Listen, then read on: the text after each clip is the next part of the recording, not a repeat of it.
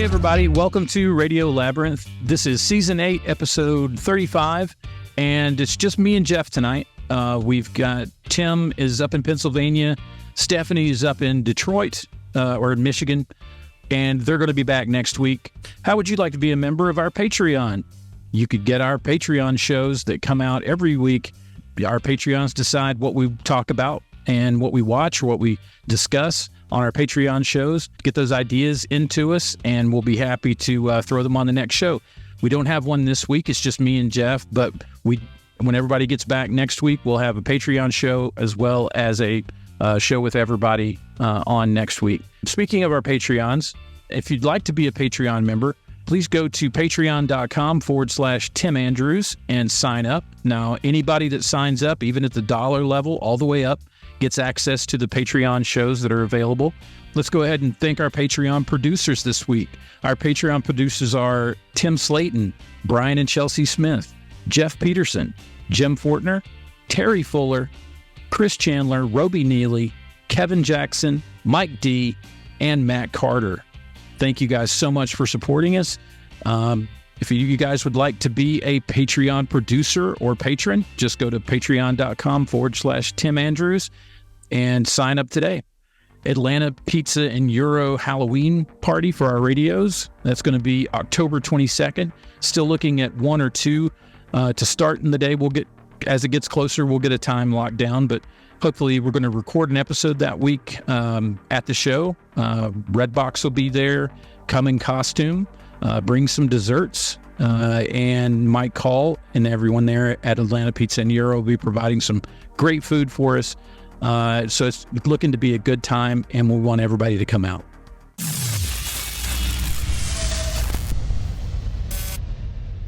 Tim Edwards is the CEO and co-founder of Codices and a certified Moar streamer. He created the Twitch extension QuizKit, which has been downloaded by over 1 million streamers. And in 2022, he created the Moar Platform. And that's what he's here to talk about today.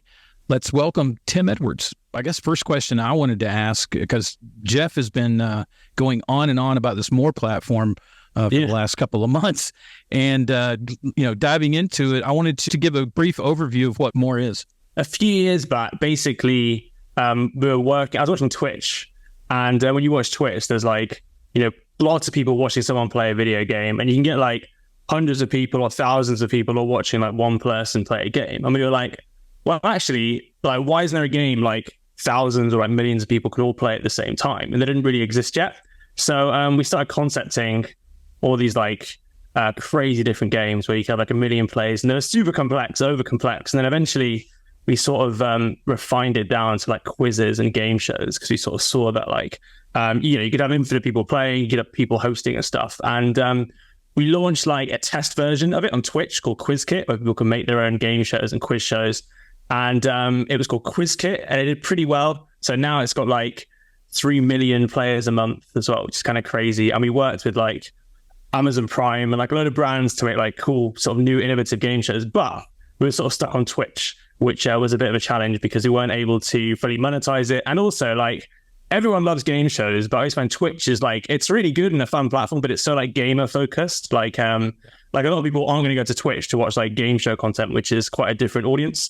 So from that, we decided to build Moar, which is our play of a live stream platform, but specifically for short form, live, interactive game shows where people can play quiz shows. And we have a load of mechanics where you can run different game shows on there, and we run them now. And also there's loads of stuff for other people to play as well. And we're sort of putting it as if you look at TikTok is for short form video, YouTube is for long form, Twitch is for long form gaming. We're going for short form, live, interactive video content. And that is roughly what we focus on.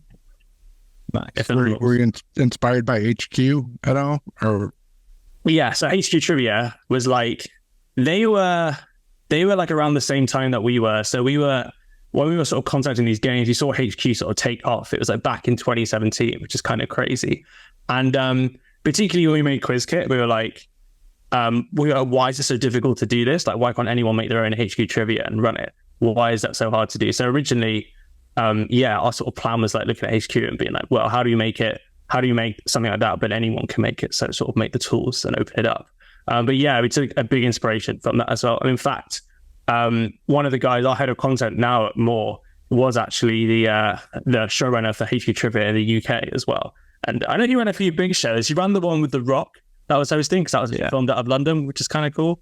And the UK scene was quite big for HQ Trivia as well. But yeah, we definitely, because they sort of popped up HQ. They're sort of really cool, and it blew up, and then it disappeared. And then there's a lot of copycat apps, but nothing really sort of filled the void. And one of the lessons we sort of looked at it as with HQ was like, because they grew so quickly, from like a month, they went from like, 20,000 people to like 2 million people playing, and then it shot back down almost so quick. And we think the reality is like, to make a platform like that and to make it like long form, like sustainable, you need to have a constant flow of like fresh and unique content and stuff coming through. And the way we see to do that is to have more creators make content on there as well and open it up a bit. So it's like so we sort of talk about HQ did, sort of see what they did right and see what we think they did wrong and improved upon.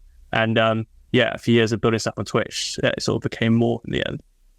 Now, was this something, as far as your background goes, in deciding to take the Moar platform solo? Is that something that you have a background in, or do you have more of a background in just orchestrating? It's a good question. So I have like a mixed background. So I started, when I went to university originally, I did like computer science. So I used to be a developer, but then sort of realized that like, I quite enjoyed making things, but I still wanted to decide what you make, because I got a bit fed up of being told what to make a lot of the time. And I then switched to work for like an indie game studio in sort of like business development, sort of like virtual reality type stuff.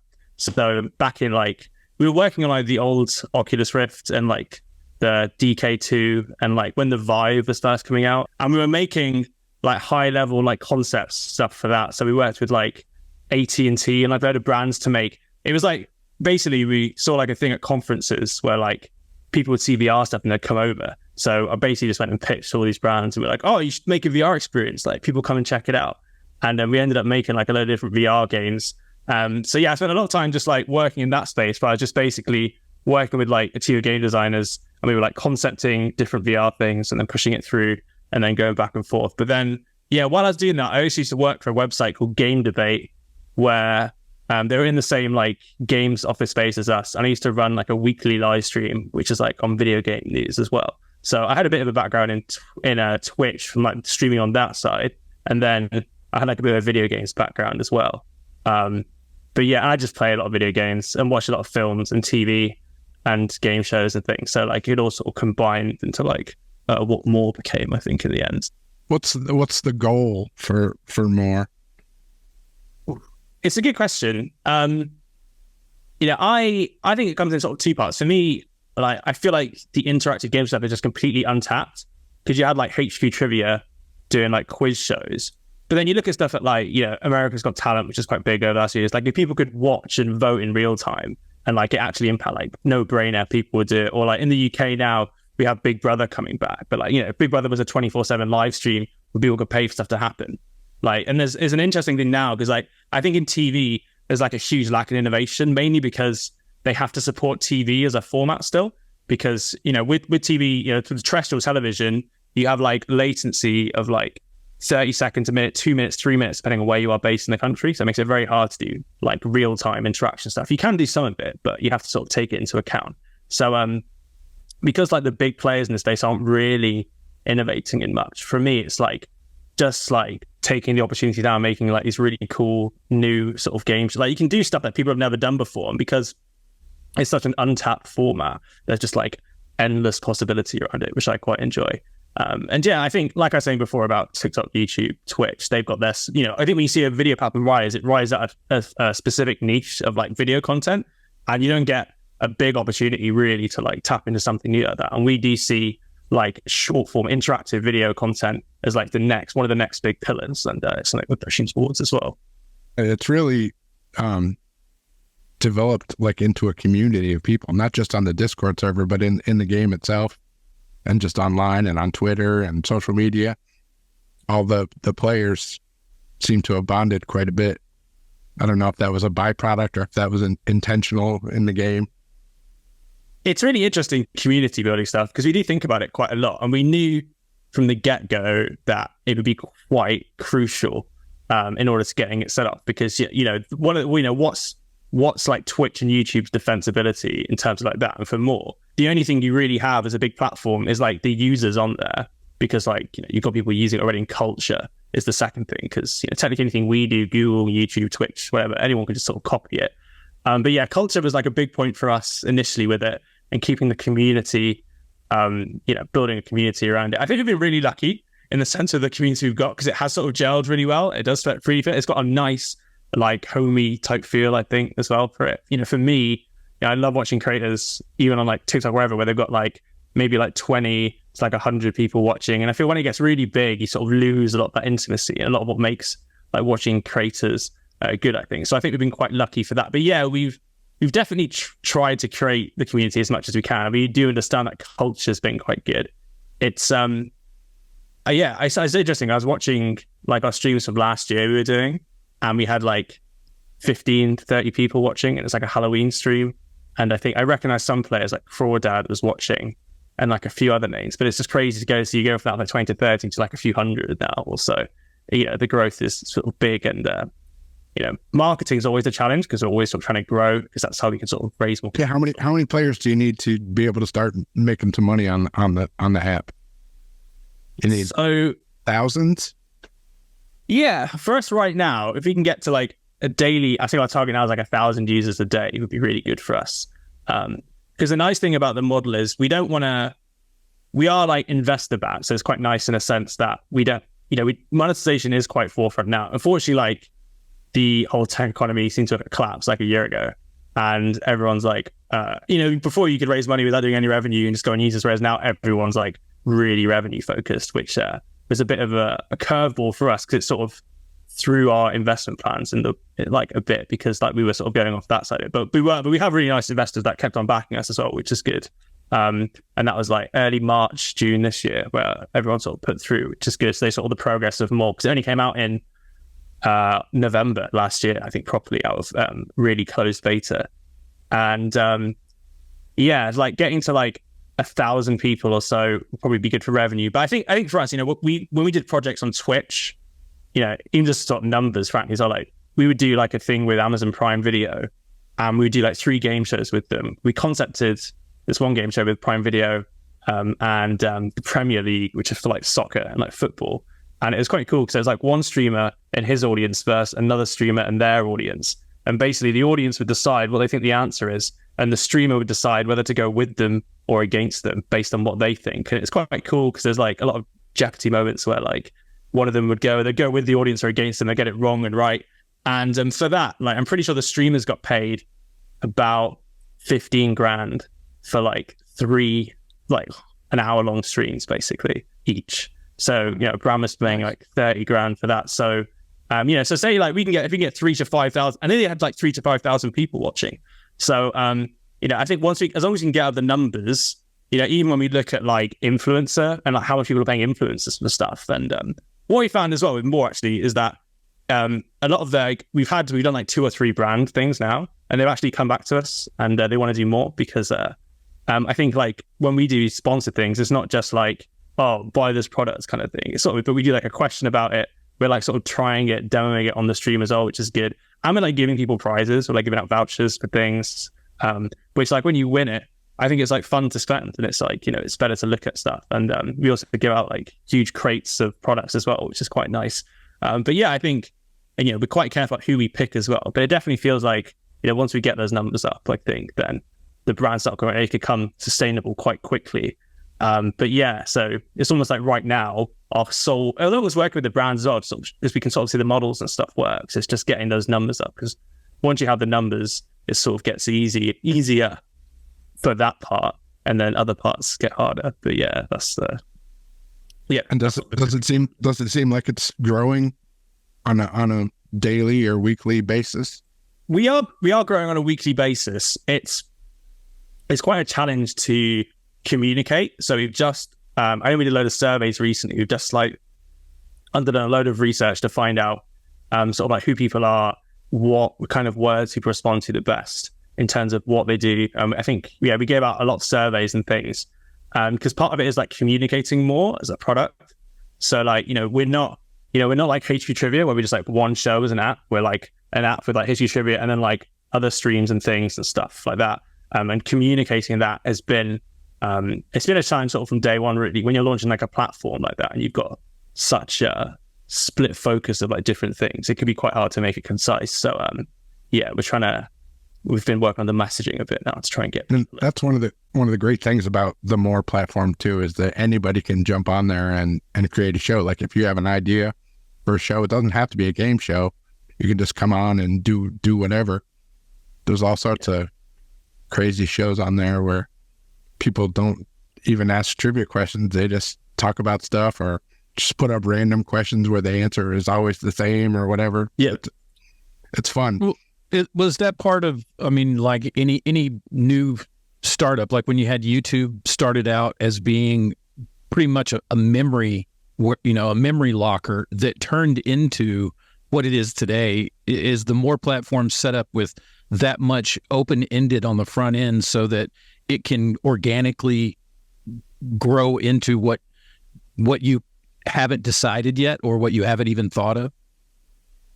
It's a really good question, and it's one we discuss a lot in terms of like how we position it. Because initially right now, like our biggest show is like Moar Trivia, which is like a single show app, and it's like, well, if you wanted to make a trivia show app, we'd just make it a trivia show app and launch that, and then it wouldn't make sense to have all the other stuff on. We'd then launch another app if you wanted to do another show and another app to another show, and that's sort of what that's sort of what we decided against in terms of our identity. It's been a challenge. We sort of we had a big discussion recently. It's like, well, what do we do? Do we focus on just the trivia side like that? Or do we focus on helping people make more shows?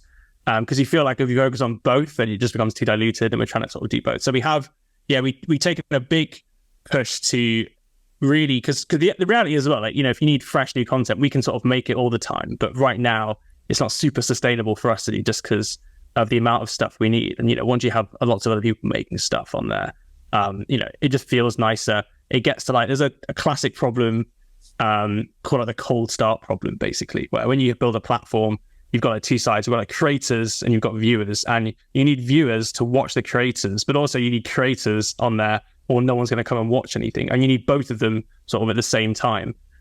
So our solution initially for that was, right, well, we'll make the content. So we'll fill the creator side, we'll build up the viewer side. And as viewers build up, we'll get more creators in to watch those viewers, to watch it. And then slowly it would like transition from maybe our shows being the biggest to like lots of different shows as well. Yeah, it's wide open to where somebody with like millions of followers could come on and do a show and just blow the thing up and make it go viral like overnight.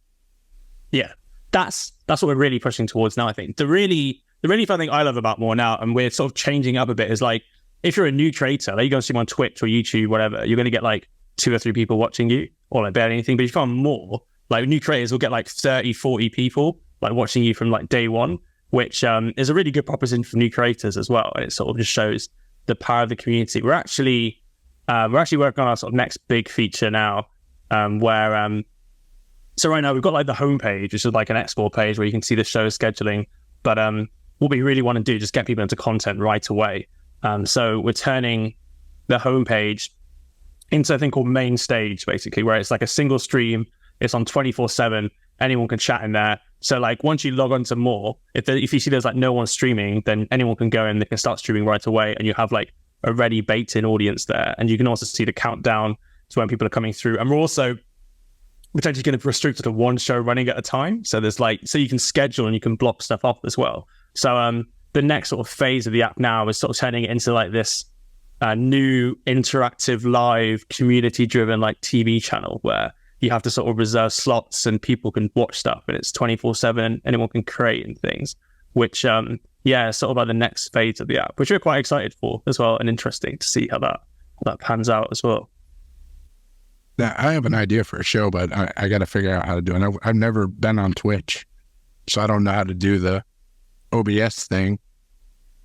OBS is a bit of a challenge, yeah. If you let us know, though, we'd be happy to help. It's always, these shows. Yeah, I need a little tutorial, but... what do you, just out of curiosity, what do your parents, how do they describe what you do? I don't really know if they know, really. I think they do get it more now. They never really got it. So what I was explaining to people is like, it was like a game show, everyone plays along, they didn't really get it. But now I think they do actually both play every now and again. So they do sort of understand it. But like they'll ask, like, how do you make money quite a lot and things like that as well. But I try and explain to people where it's like, if you're watching TV, the one thing you want to do when you're watching a game show is play along. So what more is, it's like, rather than having guests on the show, everyone watching can play in real time on their phones. And then people sort of get it then. But yeah, explaining it has always been a fun challenge as well to people. And the cool thing about Moar that separated it from HQ, and HQ had a little bit of this, but in Moar Trivia, you don't just have to know the answer, you have to know the answer fast. And that's one of the things that separates it from other games. Yeah, because with QuizKit as well, we spent a lot of time working through, how do we reward people for knowing the correct answer quicker rather than just sort of tapping. So you give people 10 seconds, they have 10 seconds to Google or ask ChatGPT.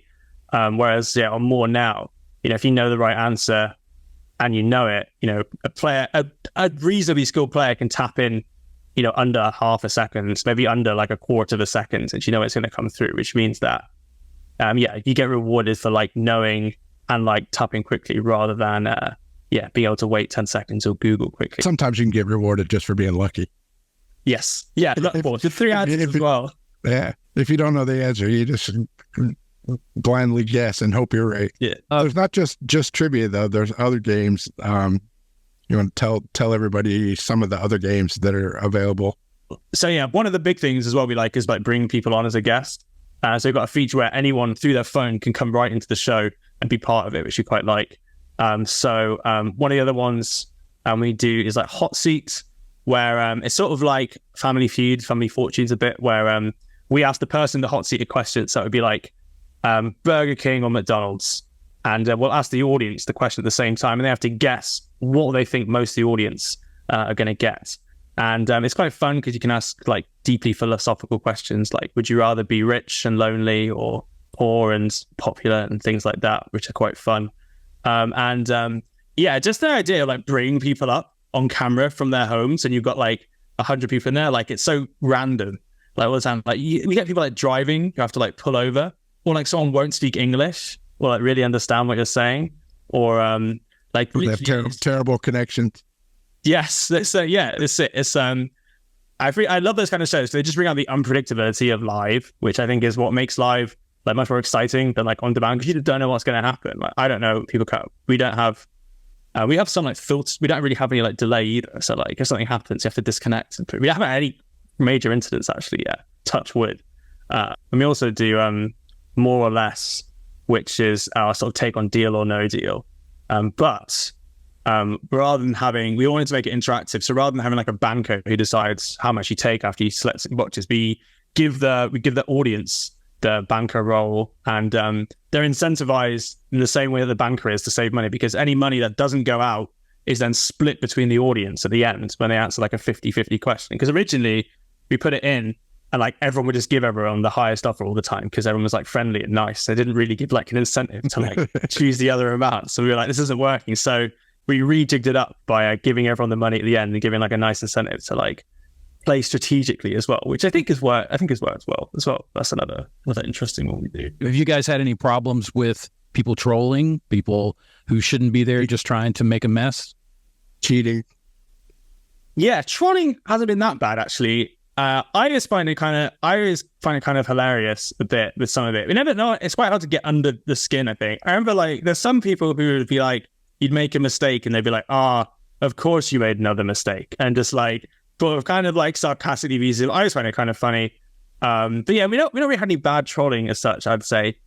Cheating was like quite a big problem that we had, where we basically sort of delayed our whole roadmap by about a month to like solve cheaters. And it's interesting with cheaters. I think with software, it's like when you build a safe. Like you can build an uncrackable safe technically, but like given enough time and tools, any safe is crackable. And the same with like software. Like no matter what we put in, there always will be people like working to sort of break it through. But yeah, we have people like get sort of into our back end to try to like find answers and like get perfect scores, which we started blocking through.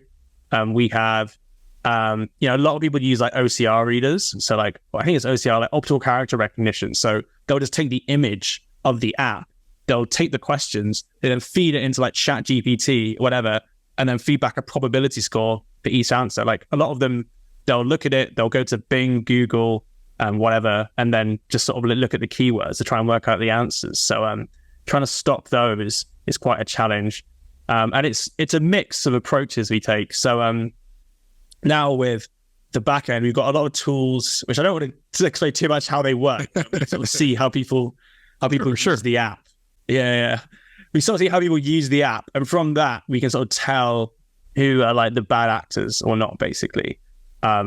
Particularly if they're using any software or like multi-accounting, playing with multiple accounts and things as well. 3 answers, and it's random on everybody's different device. So like some person couldn't come in and say it's the top one because it's not the top one for everybody.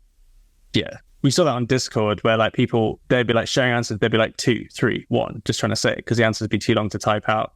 So we just, every device gets a different ordered answer. So you can't do that anymore. The other thing we do is the questions as well.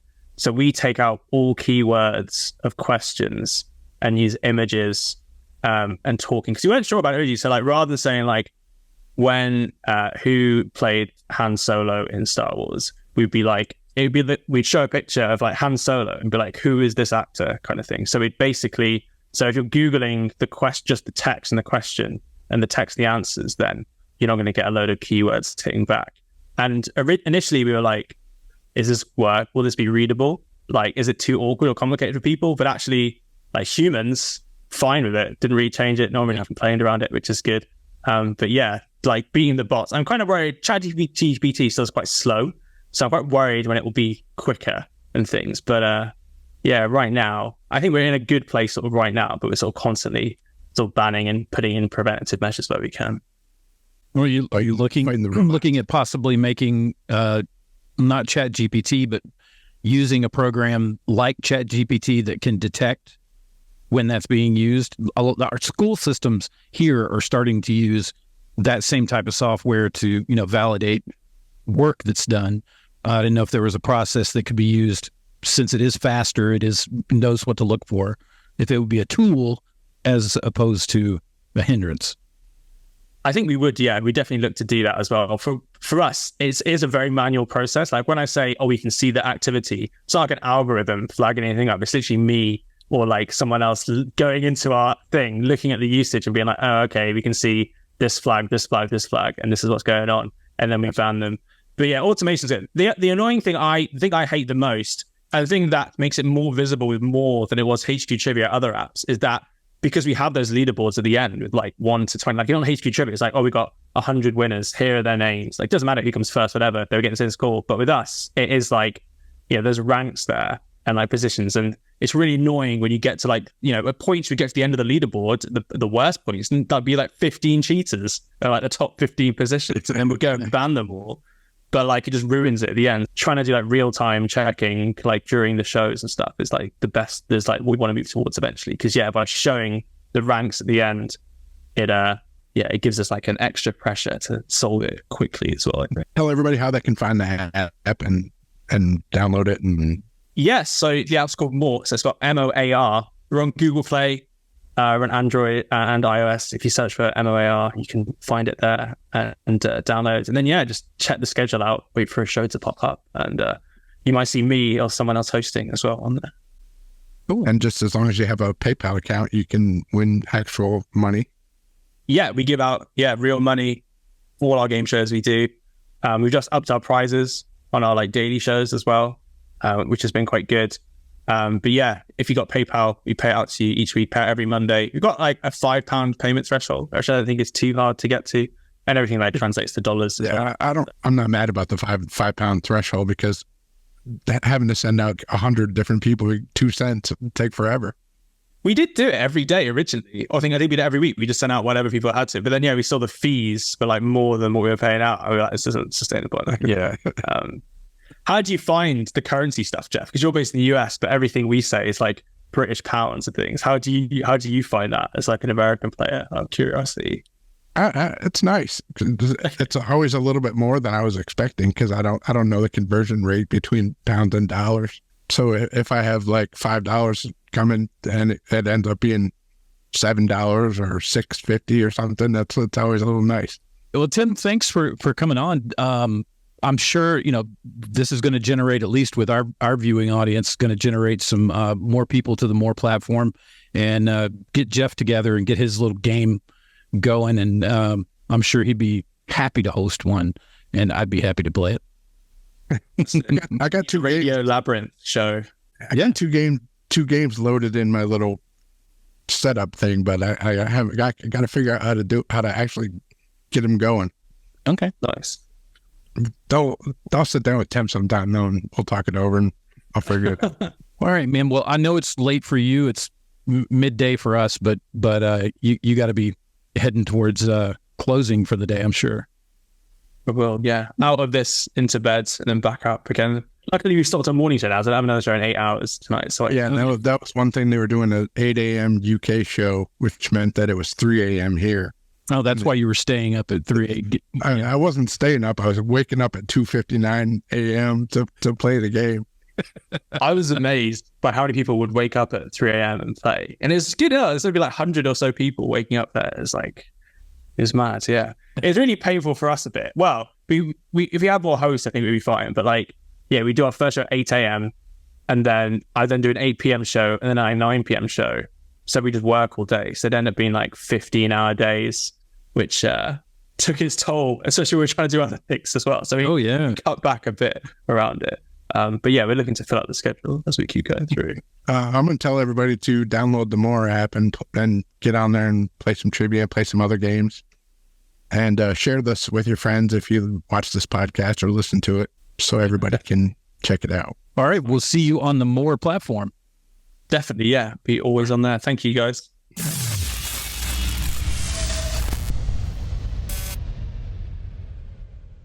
Hi, it's Tim here from Radio Labyrinth. I'm going to read an ad, and I hope you enjoy it. I'd like to say thank you to Atlanta Pizza in Euro, our longtime sponsor, and thank you to Mike Hall and everyone at the restaurant. Summer is in full swing, and we have some local craft beers for you to enjoy. Terrapin Brewing's Watermelon Gosa is a tasty, refreshing sour ale that's a thirst-quenching delight served ice-cold on draft.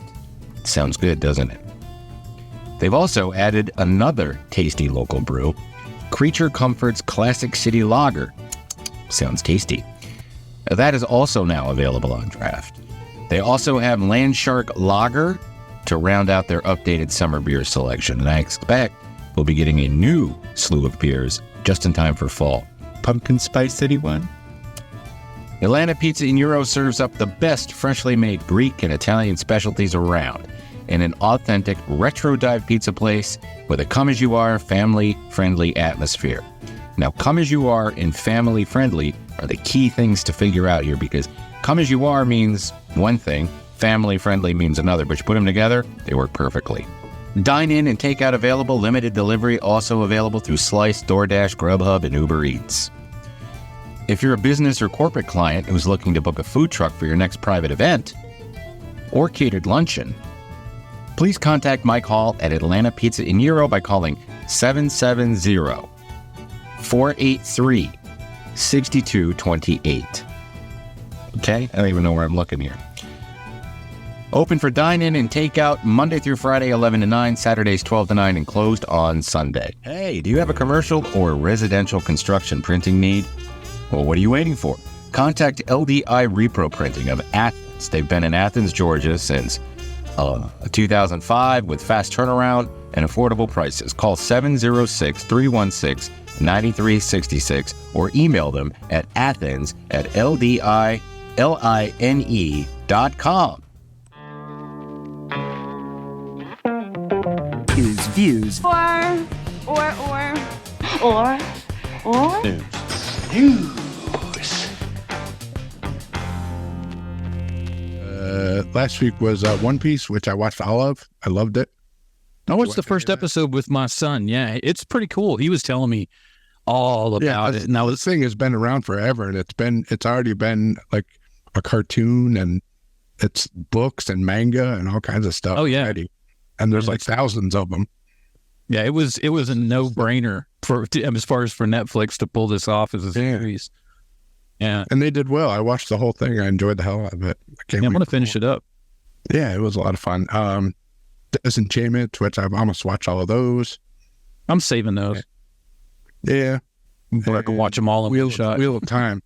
I watched the first one of season 2, and God, was it boring.